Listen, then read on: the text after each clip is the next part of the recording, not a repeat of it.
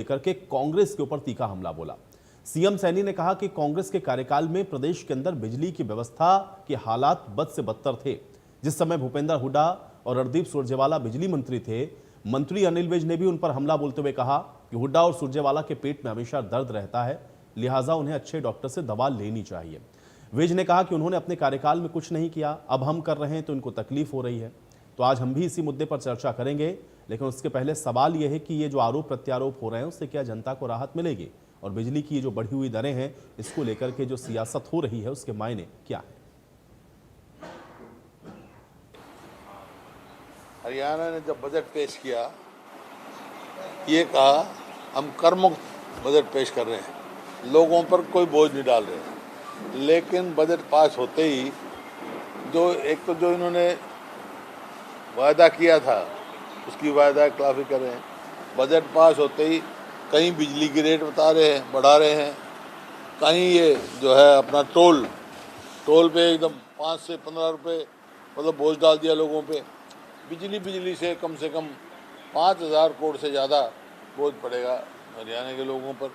Industry पे भी पड़ेगा। पहले ही इंडस्ट्री पलायन कर रहे हैं और प्रदेश उनको फैसिलिटेट कर रहे हैं, ये उनके ऊपर बोझ डाल रहे हैं। तो पहले ये कहा था, अब जो मतलब कहीं 40 पैसे तक का इन्होंने इजाफा किया है पर यूनिट में। पहले 95 रुपये जो है वो इस पर सरचार्ज पे, फ्यूल सरचार्ज के लिए नाम से लेते रहे, मतलब एक बहाना ढूंढ रहे हैं। तो लोगों जो जिनका जो है खोखला बजट और खोखली बातें, खोखले वायदे, ये साबित हो गए कि ये सिर्फ गरीब आदमियों को, आम जनता को सरकार लूटने का काम कर रही है। अकेले अगर नीरव मोदी के पैसे अगर नायब सैनी जी, नरेंद्र मोदी जी, मनोहर लाल खट्टर जी वापस ले आएं तो वही 15,000 करोड़ है, कई प्रांतों की बिजली के बिल के बराबर है। अकेले अगर जो दूसरे भगोड़े हैं वो संदेशरा ब्रदर्स हों या दूसरे हों, हिंदुस्तान में 16 लाख करोड़ का उद्योगपतियों का कर्जा माफ कर दिया, पर किसान जो है वो 27 रुपया कमाता है, मजदूर जो है वो गरीबी में पिट रहा है। हिंदुस्तान का 7 लाख करोड़ रुपया लेकर लोग भाग गए, पर ये आम जनमानस पर 5-5 हजार करोड़ का बोझ डाल रहे हैं। ये बिल्कुल सरासर गलत है, अन्याय है। ये जो आपने बात कही है, कांग्रेस के लोग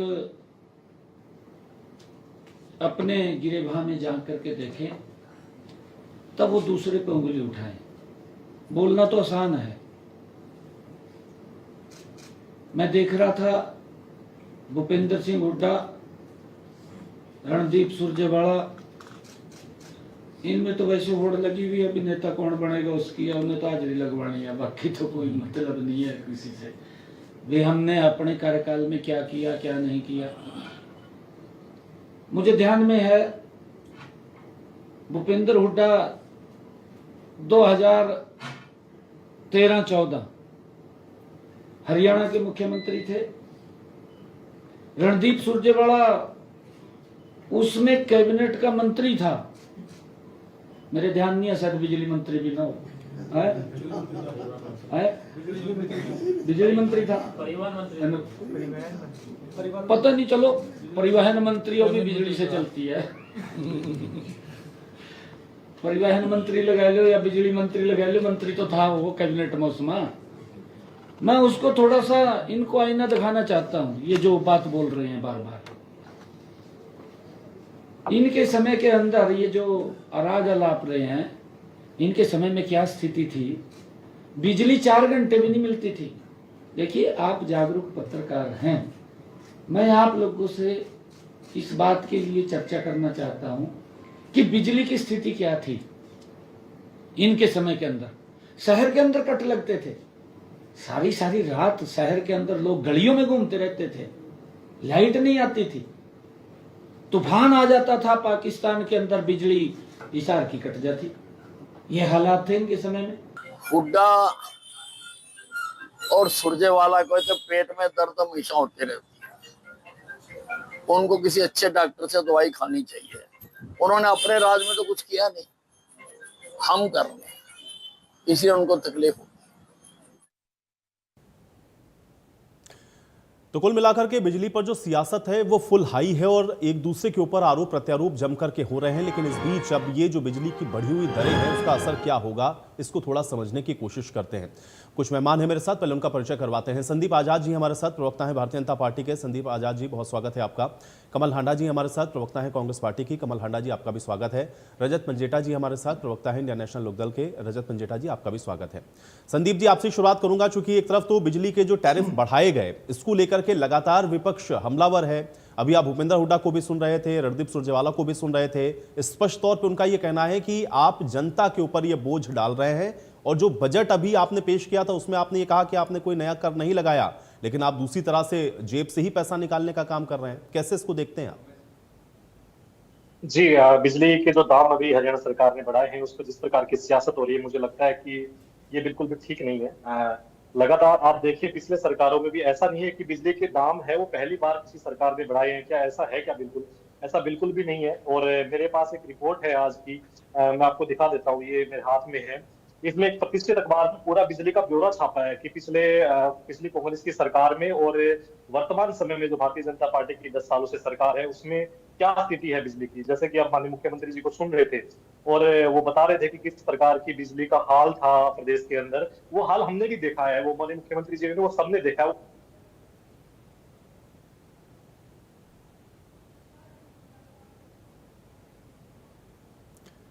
चलिए, संदीप जी से शायद मेरा संपर्क टूट गया है। मैं कोशिश करूंगा दोबारा उनके साथ कनेक्ट करने की। मैं कमल हांडा जी का रुख करता हूं। कमल हांडा जी, आप सुन पा रहे हैं मुझे?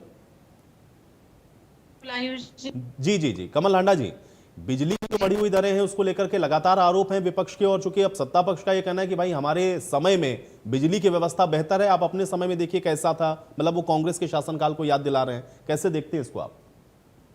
जी आयुष जी, आपका नमस्कार। आपका चैनल देखने वालों को भी मेरा सादर नमस्कार। हम ही को कातिल कहेगी, हमारा ही कत्लेआम होगा। ये भाजपा की बात कर रही हूँ मैं। हम ही को कातिल कहेगी, हमारा ही कत्लेआम होगा। जनता के लिए भी कह रही हूँ मैं।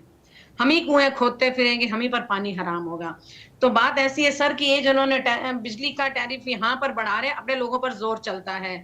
लेकिन जो डोनाल्ड ट्रंप ने बढ़ा दिया टैरिफ, उसके ऊपर कोई बात नहीं करते। प्रधानमंत्री वहां पर हिम्मत नहीं है कि जवाब दे दें, जिसकी वजह से 20 लाख करोड़ लोगों का डूब गया आपका 48 घंटों में। पता नहीं शायद 2 घंटे या 48 घंटे, आप मुझे करेक्ट कर दीजिएगा। तो वहां पर तो बोलने की हिम्मत नहीं है। इनका जोर चलता है कि हाँ, भारत के लोगों पर ही इनको ही दबाओ, इन्हीं से खींचो, इन्हीं को लूटो। 5,000 जो इन्होंने महिलाओं के लिए बोला था, पहले कैटेगराइजेशन नहीं थी आयुष जी, जब इन्होंने बजट पे किया था तो तब कोई नहीं था। तब ये था 18 साल से ऊपर जो भी महिला होगी, 18 और 18 से ऊपर वाले सबको 2100 रुपया दिया जाएगा। वो अभी तक तो शुरू हुआ नहीं है। और 5,000 करोड़ जो प्रपोज्ड था, प्रस्तावित था, नॉट श्योर कि वो खर्च होगा भी या नहीं होगा, क्योंकि भ्रष्टाचार में तो लिप्त है ये बुरी तरह सरकार, इसमें तो कोई शक नहीं है। लूटा इन्होंने प्रदेश को, और देश को भी 5 लाख करोड़ और 7,000 करोड़ का, 5,07,000 करोड़ का प्रदेश पर कर्जा हो गया। कहां गया? क्या काम किया इन्होंने? जनता पर कहा था नायब सिंह सैनी ने कि कोई बोझ नहीं डलेगा, हम कुछ नहीं करेंगे। लेकिन इनका ये है भाजपाइयों का कि जो ये कहते हैं उसका बिल्कुल उल्टा चलते हैं। जैसे मोदी जी जब आए थे सत्ता में, क्या कहते थे? बहुत हुई महंगाई की मार, बहुत हुई पेट्रोल डीजल की मार, अब की बार मोदी सरकार। लेकिन हुआ क्या? सब उसके उलट हुआ। महंगाई कितने गुना बढ़ गई? क्या 300 में सिलेंडर मिला? क्या 13 रुपए किलो में 13 रुपए में 1 किलो चीनी मिली? आप भी बता दीजिए। अभी जो इन्होंने महिलाओं के लिए जो प्रपोज्ड है 5,000 रुपीज, अभी जनता से ही वसूल रहे हैं। एक तरफ हमारा जो प्रदेश है जिसमें 2,53,000 की जो आबादी है, उसमें से 2,11,00,000 जो हैं वो बीपीएल की श्रेणी में आते हैं। यानी कि आप देखिए 75 से 80% लोग बीपीएल की श्रेणी में हैं। आप उनको भी लूटोगे? मतलब कहीं किसी के इनमें कोई संवेदनशीलता है ही नहीं कि जनता का सोचे। इनका सिर्फ एक ही काम है। इन्होंने कहा ना हमारे पेट में दर्द होती है, इनके पेट में ना तकलीफ होती रहती है, पेट में इनको मिर्ची लगती रहती है। मैं तो कहूंगी कि इनको लगता है कि कैसे जनता को प्रताड़ित करने का नए नए तरीके ढूंढ कर लाएं। तो अब ये 25 पैसे उस पर बढ़ा दिया, कहीं 40 पैसे बढ़ा दिया, तो वो 5,000 करोड़ जाता है एक प्रदेश पर। दूसरी बात, किसी ने कहा कि तथ्यों पर बात करो। मैं खुद पंचकुला रही हूँ बहुत साल, अभी भी मेरा है। कहीं कोई बिजली का कट नहीं होता जब तक अगर कोई ट्रांसफर खराब ना हो जाए या कुछ है। जैसे समर्स में आपको भी पता है एसी चलते हैं बहुत, ठीक है? ये वो अब नहीं होता, भाजपा की सरकार में नहीं होता, कांग्रेस की सरकार में खूब होता। नहीं संदीप जी मैं आऊंगा। अभी आपका कनेक्शन थोड़ा सा मुझे लग रहा है कुछ इशू था। अभी मैं आपके पास आता हूँ। एक बार बात आ जाए कमल हांडा जी, कंटिन्यू करें। विरासत थी हमारे संजो के रखा है, इनके पास कोई विरासत है ही नहीं, ना कोई विचारधारा है। दूसरी बात मैं ये कहूंगी कि मैंने जैसे पंचकुला का उदाहरण दे रही थी सर, कि कभी ट्रांसफार्मर जल गया ओवरलोड की वजह से, क्योंकि एसी जैसे सोसाइटी में रही थी मैं, तो मुझे मालूम है कि उसमें बहुत एसी चलते हैं, कि घर में 2-2 3-3 एसी चलते हैं, तो तब उसकी वजह से कहीं कट लगता हो तो लगता हो, अदरवाइज कभी कोई कट नहीं लगा ये कहते हैं, बल्कि अपनी चोरियां और अपनी जो इनकी विफलताएं हैं, जो जिसमें ये फेल हुए हैं हर चीज में, वो ये सोचते हैं कांग्रेस पर थोप दो, लेकिन कांग्रेस चुपचाप सुन लेगी। कैसे सुन लेगी? जब आप झूठ बोलेंगे। झूठ ही भरोसा है ना आपने जब से आए हैं। आपने क्या कहा था हरियाणा में HKRN की पक्की नौकरी, अब आप उनको हटा रहे हैं। ठीक है, आपने पेपर आपने क्या क्या गलत काम आपने नहीं किया ठीक है। हरियाणा आप ये में, कह रहे हैं कि बर्बाद कर अपने दिया वायदों आपने से हरियाणा। मुकर रहे हैं। ठीक है, मैं एक बार जवाब लेता हूं। संदीप जी कंटिन्यू करें। देखिए, भारतीय जनता पार्टी कभी भी अपने वादों से मुकरती नहीं है, और मैं बता देता हूं कि जितने भी संकल्प हमने किए थे उसके अंदर कम से कम 20 संकल्प हम पूरा कर चुके हैं। और ये कह रहे हैं कि सिलेंडर नहीं मिला है, 500 रुपए में सिलेंडर, 13 लाख से ज्यादा सिलेंडर अभी तक के सरकार बनने के बाद, दूसरी टर्म में सरकार बनने के बाद महिलाओं को दिए जा चुके हैं। और मुझे लगता है कमल जी जो है वो विषय से भटक जाती है, पता नहीं कहाँ कहाँ डोनाल्ड ट्रंप और अमेरिका की बात करने लग जाती है। मैंने जब शुरुआत में कहा कि ये कोई पहली बार नहीं हो रहा है, ये कोई पहले, कमल जी ये सुनिए, अब सुनिए, भट्टी आप सुनिए, अनजान आप बता दूं। कमल जी कह रहे हैं कि वो पंचकुला की किसी सोसाइटी में रहते थे। और कमल जी आपने गांव के हालात देखे नहीं है शायद। हमें भी आज भी याद आता है कि हमें घरों में पूछना पड़ता था, भैया लाइट कब आएगी। लाइट का समय फिक्स होता था, पूरे दिन लाइट नहीं होती थी, रातों को लाइट होती थी, लाइट आने के 2 घंटे होते थे। उन 2 घंटों के अंदर हमें काम नहीं, तय ये करने बात तो होते थे कि ठीक है भैया संदीप जी। देखिए, लाइट नहीं होती थी, इसी वजह से तो कुछ खामियां रही होंगी। आपको जनता ने चुन करके दोबारा से सत्ता में लाया, अब तो तीसरी बार भी आ गए। लेकिन अब क्या आप ऐसा करेंगे कि अगर आप फैसिलिटी दे रहे हैं तो फिर आप ये सरचार्ज या इस तरीके से आप टैरिफ को बढ़ाते जाएंगे? ये तो जायज नहीं हुआ ना। ये उसका मुझे लगता है कि कोई जवाब तो हुआ नहीं, और इसका असर तो पड़ेगा ना संदीप जी। आप इसको कैसे इनकार करेंगे? अगर आप टैरिफ बढ़ाएंगे तो लोगों का बिल तो बढ़ेगा ना संदीप जी। मैं इसमें एक विषय जोड़ रहा हूँ।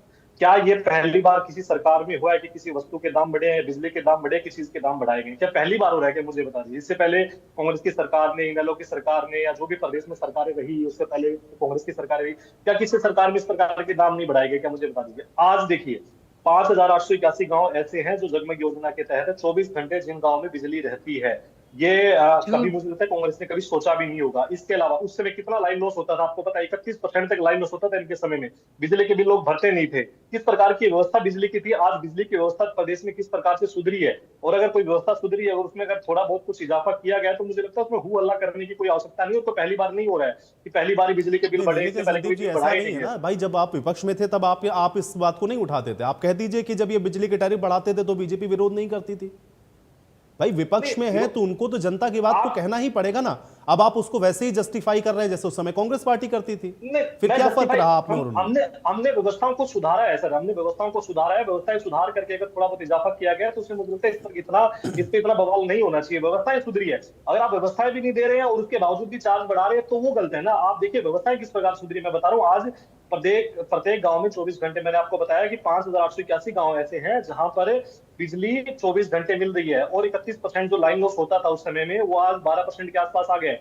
और आज की रिपोर्ट मैंने पहले भी दिखाई, आज किसी प्रतिष्ठित अखबार में पूरी रिपोर्ट छापी है कि हालात क्या थे बिजली के और अब क्या है। आप टैरिफ की बात कर रहे हैं, मैं टैरिफ पर बता देता हूँ उसमें बिजली के बिल किस प्रकार से आते थे।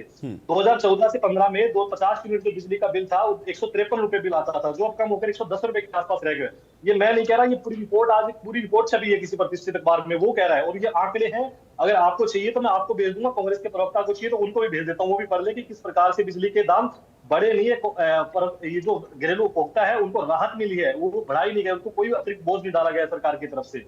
अब मैं, मुख्यमंत्री जी ने कहा ये आरोप लगाते और भाग जाते हैं, इनकी यही एक नीति है।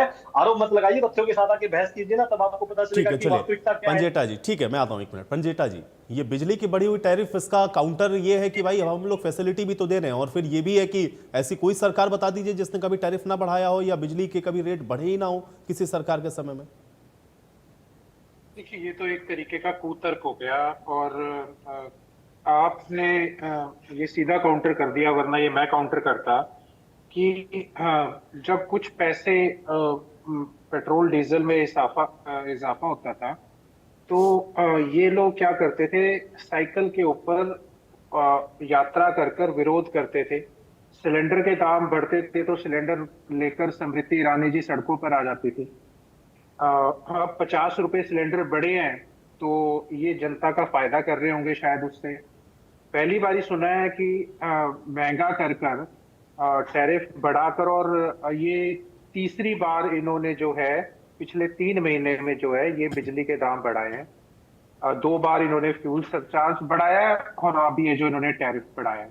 बढ़ाया क्यों है? मुख्य प्रश्न ये बढ़ाया इसलिए है कि जो कंपनियां हैं उनको उनको अपना 4,265 करोड़ का जो एक रिकवरी का गैप आ रहा है उसको रिकवर करने के लिए तेल कंपनियों, ये बिजली कंपनियों ने UHBVN और DHBVN दोनों का ये जो है ये गैप को रिकवर करने के लिए लगभग 81 लाख उपभोक्ताओं के ऊपर सीधा 5,000 करोड़ से भी ऊपर का ये बोझ उनकी जेब काटेंगे, उनसे वसूलेंगे।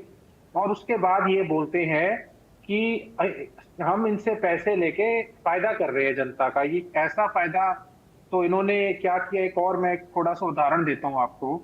2014 में जब $64 प्रति बैरल कच्चे क्रूड ऑयल की कीमत थी तब पेट्रोल का रेट था 54 रुपए 52 पैसे। आज 2025 के अंदर $60 प्रति बैरल जब रेट है तो 102 रुपए 82 पैसे। ये कैसा वो है? और आज 35 रुपए प्रति बैरल जो है क्रूड ऑयल के हिसाब से वो है मात्र तेल की कीमत। 15 रुपए ये इनमें से ऊपर जो है वो सीधा सीधा है ये जो कंपनियां हैं BPCL, HPCL और एक अडानी गैस इंडियन ऑयल करके, तो उनको कहते हैं जी 15 रुपए हम कमा रहे हैं, बाकी के 53 रुपए सरकार आपकी जेब से वसूल रही है। वो भी तब वसूल रही है कि जब हिंदुस्तान US को, मलेशिया को, बांग्लादेश को, बर्मा, म्यांमार को और कभी कभी श्रीलंका को हम जो लेते हैं उससे भी सस्ता, जो हिंदुस्तान में हमारी जो बोली वाली जनता से वसूला जा रहा है उससे भी सस्ता तेल हम सप्लाई कर रहे हैं। मतलब आप, और हर साल लगभग 80,000 करोड़ से 1 लाख करोड़ का मुनाफा कमा रही है ये कंपनी। कभी 70,000 करोड़, 81-86। तो अब आप देखिए, ये इन्होंने कहा कि पहली बार तो नहीं हो रहा, जब होता था तो इनको याद नहीं है। MSP के लिए बराड़ा जी, ओम प्रकाश धनखड़ जी अपने कपड़े उतारकर नंगन अवस्था में, नंगन अवस्था में धरने लगाया करते थे। अनिल विज जी की तस्वीरें दिखा दूंगा। जब महंगा होता था तो अनिल विज जी महंगाई के खिलाफ किस तरह अपनी बनियान उतारकर, मैं अगर अभी सोशल मीडिया पे है या तो गूगल करके देखिए, वो ऐसे प्रदर्शन करते थे। तब क्यों विरोध करते थे आप? कोई पहली बार तो नहीं हो रहा है। ये क्या मतलब है आपका बोलने का कि पहली बार नहीं हो रहा? तीसरी बार आपने 3 महीने में रेट बढ़ा दिया बिजली का। आप कह रहे हो पहली बार नहीं हो रहा। देखिए ये कोई आपने टोक दिया, वरना मैं सीधा इसी बात पे आप काउंटर करता और ये जवाब लेता कि ये कोई वो नहीं है। लॉ मिनिस्टर होते थे इनकी सरकार के अंदर, तब वो रविशंकर तब नहीं करते थे वो सड़कों के ऊपर साइकिल लेके, और जब तक तो कुछ पैसे बढ़े तो भी 1 रुपया बढ़ गया तब ये हाल होता था। हाल ही में इन्होंने 2 रुपया बढ़ा दिया।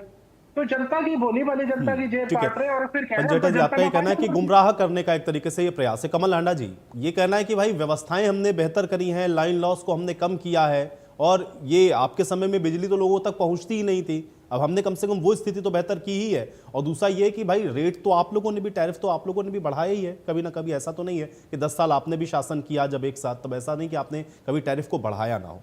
कमल हांडा जी। आयुष जी, बात ऐसी है, देखिए जैसे कि रजत पंजेटा ने अभी कहा कि ये धरने प्रदर्शन करते थे, तो मैं एक उदाहरण यहाँ पर देना चाहूंगी उसी से रिलेटेड कि 1973 में जब 7 पैसे कह रही हूँ मैं, 1973 में जब 7 पैसे बढ़े थे पेट्रोल पर, तो वाजपेयी, अटल बिहारी वाजपेयी जी संसद में बैलगाड़ी पर आए थे। और बिजली की जहां तक बात करते हैं, ये इतनी महंगाई नहीं थी सर हमारे टाइम पे। ये कहते हैं 500 में सिलेंडर देते हैं, श्वेत पत्र अभी तक जारी नहीं किया। कोई 13 लाख कहता है, कोई 15 लाख कहता है, कोई 10 लाख कहता है, जबकि आपने तो ये कोई कहा ही नहीं था कि आपने 13 लाख लोगों को देने हैं या उनको देने हैं। आपने तो पूरे हरियाणा को देने का वायदा किया था ना 500 में सिलेंडर। कहाँ है? ना तो आपने राजस्थान में दिया, ना यहाँ दिया, ना मध्य प्रदेश में दिया, और महाराष्ट्र में भी नहीं दिया। सब जगह आपने लूट मचाई और झूठ बोला। आप कहते हैं कि हम झूठ बोलते हैं, हम कुछ करते हैं। 15 लाख तो आपने भी देने थे, कहाँ गए? आपके तो मंत्रियों की सभाओं में बिजली चली जाती है और आप झूठ पे झूठ बोलने चले जाते हैं यहाँ पर। दूसरी बात मैं एक और बात कहना चाहूंगी कि जैसे बेच रहे हैं बिजली, अडानी जी बेच रहे हैं क्रूड ऑयल लेकर 30% डिस्काउंट पर, जो हम यूएस से लेते थे उसे 30% कम पर रशिया से लेकर उसको रिफाइन करके ये अड़ोस पड़ोस के उनमें कंट्रीज में देते हैं। लेकिन अपने देश के लोगों से इनको पता नहीं क्या दुख है या क्या इनको तकलीफ है, जिनको लूट रहे हैं, जिनके दम पर खा रहे हैं ये लोग, उन्हीं को नोच रहे हैं ये लोग। महंगाई की मार से ये देखो आप ना बढ़ती चली जा रही है। कहीं कोई चीज आपने सुना कि 10 सालों में कमी आई किसी चीज में? किसी चीज में कमी नहीं आई, हर चीज पर टैक्स लग गया। यहाँ तक कि बच्चों की कॉपी किताबों पर, एनसीईआरटी की बुक्स पर 20% लग गया। कॉपी पेंसिल रबड़ पर आप देखो 5 से 10% तक उन पर टैक्स लगा दिया इन्होंने, जीएसटी लगा दी। कोई चीज छोड़ी इन्होंने, कपड़ों तक पर 12% इन्होंने जीएसटी लगा दिया है। और ये कहते हैं जी हम जनता का भला कर रहे हैं। हमारे टाइम पे महंगाई इतनी नहीं थी, 400 में सिलेंडर मिलता था, आप कहते थे हम 300 में देंगे। 300 कहाँ, आपने तो 1000 का सिलेंडर कर दिया। 50 रुपए आपने अभी रिसेंटली बढ़ाए। क्यों झूठ बोलते हैं? क्यों जनता को बरगलाने का काम आप करते हैं? एक मैं जवाब अनिल विज का भी देना चाहती हूँ कि परिवहन मंत्री और बिजली मंत्री सेम होते हैं। कमाल ही हो गई। बसें कब से बिजली से चलने लगी? वो तो पेट्रोल डीजल से ही चलती है ना। मतलब कॉमन सेंस नहीं है। नहीं, इलेक्ट्रिक बसें भी होती हैं, इलेक्ट्रिक बसें भी होती हैं, चार्ज होकर के चलती हैं इलेक्ट्रिक बसें।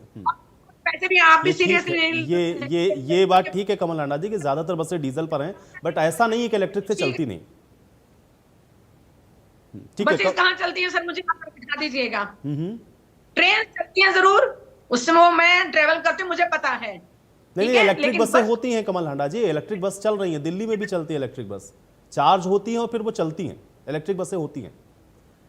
ठीक है संदीप जी। मैंने दिल्ली में, मैं अभी रिसेंटली 2-4 दिन पहले दिल्ली होकर आई हूँ, कहीं नहीं देखी मैंने बिजली से चलने वाली बसेस। ट्रेन जरूर चलती हैं, उसके लिए मैं इनकार नहीं करती। बिना ट्रेन के भी चलते, मतलब सॉरी, बिना बिजली कमल हांडा जी मुझे लग रहा है आप थोड़ा कंफ्यूज हो रहे हैं। मैं ये कह रहा हूं कि इलेक्ट्रिक बसों का मतलब ये है कि वो चार्ज होती हैं और फिर वो चलती हैं, वो चार्ज होती हैं, मतलब पेंटॉप नहीं होता उनके ऊपर, जिस तरीके से आप कहना चाह रही हैं कि जो इंजन होते हैं ट्रेन के, वैसा नहीं होता, लेकिन वो चलती हैं। और विदेश में जाएंगे तो इलेक्ट्रिक से चलने वाली बसें भी होती हैं।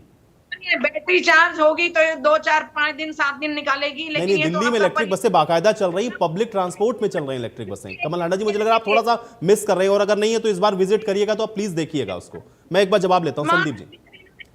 एक बात और कहना चाहती हूँ, स्मार्ट लगा दिए जो कि बड़ी तीव्र गति से घूमते हैं, इनका जैसे तीव्र गति से विनाश कर रहे हैं ना ये देश का और प्रदेश का। चलिए मैं अब रिएक्शन ले लेता हूं, एक बार संदीप जी से जवाब लेता हूं। संदीप जी जवाब दीजिए। कमल हांडा जी कह रहे हैं कि तीव्र गति से विनाश कर रहे देश का। अगर देश का विनाश कर रहे थे, लोगों को विकास नहीं दिख रहा होता, तो आज मुझे लगता है कि भारतीय जनता पार्टी तीसरी बार प्रदेश में और देश में सत्ता में नहीं होती। कमल जी, आप विषय को भटका देती है और विषय को पता नहीं कहाँ घुमा देती है।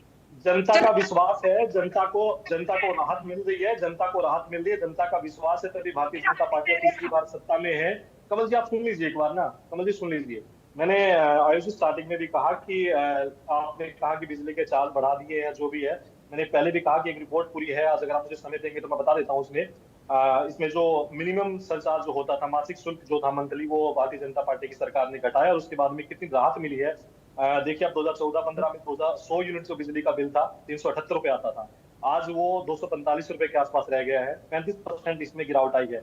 150 यूनिट से ऊपर 603 रुपए का जो बिल आता था, आज वो जो 603 रुपए का बिल था वो उसमें भी 14% की गिरावट आई है। इस प्रकार से जो मिनिमम जो मंथली हमारा चार्ज था वो हटने के बाद बिलों में कमी आई है, न कि बढ़े हैं। और आज ये अगर कुछ बढ़ाया गया है, चार्ज बढ़ाया गया, तो मैंने पहले भी कहा कोई पहली सरकार नहीं है या पहली बार हो रहा है। और बिजली की व्यवस्था सुधरी है, और किस हद तक सुधरी आप देखिए। गांव में 24 घंटे बिजली आज मिल रही है, तो वो पहले किसी भी सरकार में इनके लोगों ने तो कभी सोचा ही नहीं था कि 24 घंटे बिजली भी गांव को दी जा सकती है। ये जो चीज को वादा किया था भारतीय जनता पार्टी की सरकार ने, उस वादे को पूरा किया है। ठीक है, आप ये कह रहे हैं वादे को पूरा किया। आप किसी बात के साथ चर्चा मुझे यहीं समाप्त करनी पड़ेगी, समय मुझे और इजाजत नहीं देता। बहुत शुक्रिया आप लोगों ने समय निकाला, इस चर्चा का हिस्सा आप लोग बने। तो हालांकि बिजली पर सियासत पूरी तरह से हाई है, लेकिन अब देखना यह है कि ये जो बढ़ी हुई टैरिफ है, क्या ये जनता को वाकई में इफेक्ट करते हैं या फिर नहीं, क्योंकि बीजेपी का या सत्ता पक्ष का ये कहना है कि इसका असर आम जनता पर उस तरह से नहीं पड़ने वाला है। आज इस खास पेशकश में मेरे साथ फिलहाल इतना ही।